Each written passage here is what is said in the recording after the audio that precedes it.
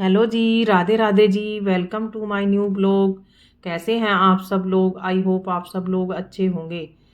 आज है फ्राइडे का दिन। आज के ब्लॉग की शुरुआत शाम के 5 बजे से। अभी मैं बना रही हूँ भेलपुरी बच्चों के लिए। बच्चों का मन था भेलपुरी खाने का, तो मैं उनके लिए भेलपुरी बना रही हूँ। झटपट से तैयार हो जाती है ये भेलपुरी। अभी मैं बनाऊँगी बच्चों के लिए भेलपुरी। उनको बहुत पसंद है और ये 5 मिनट में ही बन के तैयार हो जाती है स्वादिष्ट चटपटी भेलपुरी। फ्रेंड्स, आज हम बात करेंगे एकादशी व्रत के बारे में। एकादशी व्रत करने वालों को 10वीं के दिन शाम को भोजन जल्दी खा लेना चाहिए।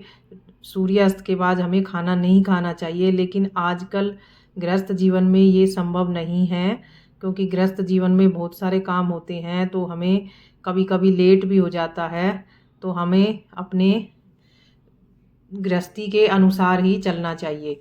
10वीं के दिन चावल ना खाएं, चावल को बिल्कुल अवॉइड करें और रात को ही ब्रश और अच्छे से कुल्ला करके सोएं। और एकादशी के दिन सुबह सुबह ब्रह्म मुहूर्त में उठकर नहा धोकर भगवान विष्णु के सामने हमें व्रत का संकल्प लेना चाहिए। संकल्प लेने के बाद पूजा पाठ करें। जिस विधि से आप अपनी पूजा करते हैं घर में करें या मंदिर में जाके करें, अपना अच्छे से पूजा करें। और पूरा उसके बाद फिर आप चाय या पानी ले सकते हैं। पूजा के बाद चाय पानी लें, और आप चाहे तो दिन में फलाहार भी कर सकते हैं। एकादशी के दिन पीले वस्त्र पहने। एकादशी के दिन पीले कपड़े पहनने चाहिए और मंत्र जाप करना चाहिए। ज़्यादा से ज़्यादा भगवान का नाम जाप करें। आप काम करते वक्त कोई भी काम कर रहे हैं, ये नहीं है कि हम माला लेकर ही बैठे और उस पर ही मंत्र जाप करें। आप अपना कोई भी काम कर रहे हैं, भगवान का नाम जप करते रहें। जो भी आप भगवान का नाम लेते हैं, या आपने कोई गुरु मंत्र लिया हुआ है तो अपने गुरु मंत्र को तो हम माला पे ही बैठ के जप सकते हैं, लेकिन नाम हम काम करते वक्त, चलते वक्त, उठते बैठते किसी भी वक्त हम नाम जप कर सकते हैं। हर टाइम हम नाम जप कर सकते हैं। हमें नाम जप करना चाहिए। हमें किसी की चुगली निंदा नहीं करनी चाहिए। हमें किसी पे गुस्सा भी नहीं करना चाहिए। हमें शांत रहना चाहिए और भगवान का नाम जपते रहना चाहिए। एकादशी के दिन में हो सके तो सोना भी अवॉइड करें। एकादशी के दिन में सोना भी नहीं चाहिए। और एकादशी के दिन कुछ लोग तो सिंघाड़े का आटा, कुट्टू का आटा या कुछ और भी सेंधा नमक डालकर कुछ चाट भी बना लेते हैं, आलू की दही के साथ खा लेते हैं। लेकिन मैं तो फलाहार का व्रत ही करती हूँ। मैं सुबह एक बार पूजा करके चाय और पानी ले लेती हूँ। पानी तो मैं दिन में भी ले लेती हूँ, लेकिन उसके बाद मैं शाम को ही अपना पूजा करके कुछ थोड़ा बहुत फल लेती हूँ और 1 कप चाय लेती हूँ। मैं इतना ही लेती हूँ। मैं दिन में कोई फलाहार नहीं खाती हूँ। आप जिसको जैसे अच्छा लगे वैसे करें, और लेकिन पूरे नियम और शुद्ध शाकाहारी रहकर करें। उस दिन घर में भी कोई लहसुन प्याज का भोजन ना बनाएं। लहसुन प्याज को अवॉइड करें। सात्विक भोजन ही बनाएं।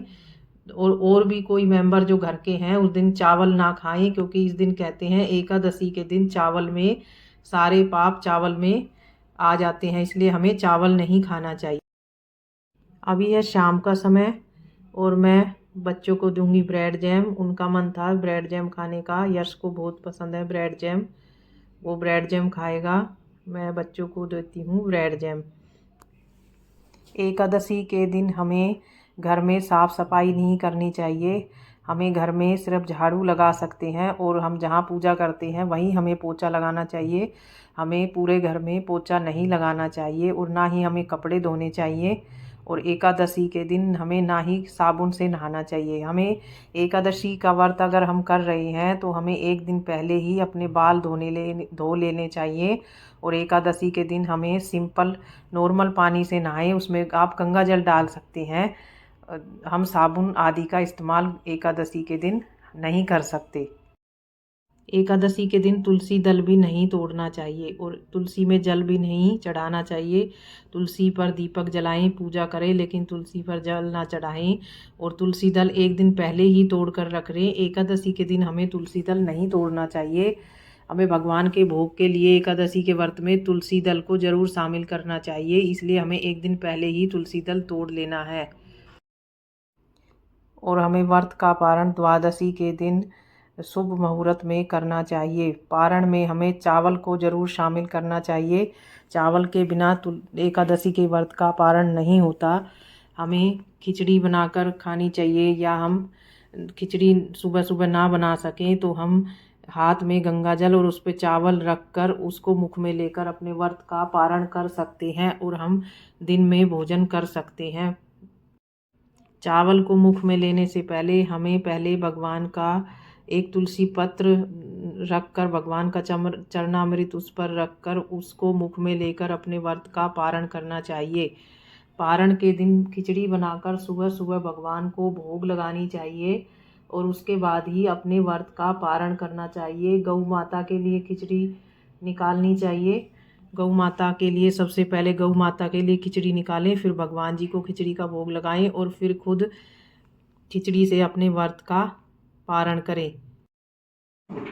अभी है जी शाम का टाइम, मेरी पूजा पाठ हो गया है, मैंने पूजा कर ली है। दहलीज पे भी दीपक लगा दिया है और तुलसी माता का दीपक भी लगा दिया है। आज के व्लॉग का करते हैं यहीं पे एंड। व्लॉग पसंद आया हो तो लाइक, शेयर और सब्सक्राइब ज़रूर करें। भगवान जी को भोग में लगाया है आज आम, केला, दूध। मिलते हैं नेक्स्ट व्लॉग में, तब तक के लिए राधे राधे जी।